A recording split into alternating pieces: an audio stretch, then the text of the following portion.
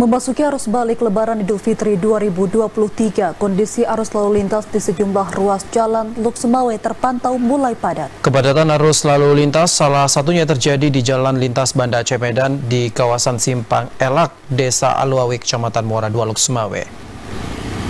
Seperti inilah kondisi arus lalu lintas di Jalan Lintas Nasional Banda Aceh Medan, kawasan Simpang Elak, Desa Aluawi, Kecamatan Muara II, Kota Luksumawe.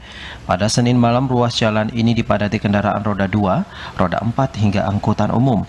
Kepadatan arus lalu lintas di kawasan ini terjadi sejak pukul 15 waktu Indonesia Barat, yang disebabkan oleh banyaknya wisatawan yang kembali dari kawasan wisata Gunung Salak Aceh Utara melalui Jalan Elak. Sejumlah petugas gabungan dari polisi, Satpol PP, dan petugas terapi tampak melakukan sistem buka tutup jalan untuk mengurangi kemacetan. Menurut petugas, selain arus balik Lebaran dan juga perjalanan wisata, kepadatan arus lalu lintas juga disebabkan oleh genangan air yang merendam Jalan Lintas Nasional di kawasan depan Rumah Sakit Umum Cud Mutia yang menghambat laju kendaraan. Mulai kemacetan dari jam 3 sore ya, yang ada pengaruh hujan tadi, air tergenang mulai macet dari jam 3 sampai habis maghrib yang luar biasa.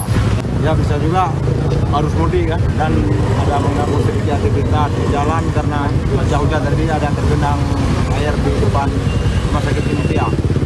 Arus lalu lintas di kawasan ini kembali normal pada pukul 20:30 waktu Indonesia Barat. Meski begitu, petugas tetap siaga melakukan penjagaan di lokasi untuk mengantisipasi terjadinya kemacetan. Tim Liputan TVRI melaporkan.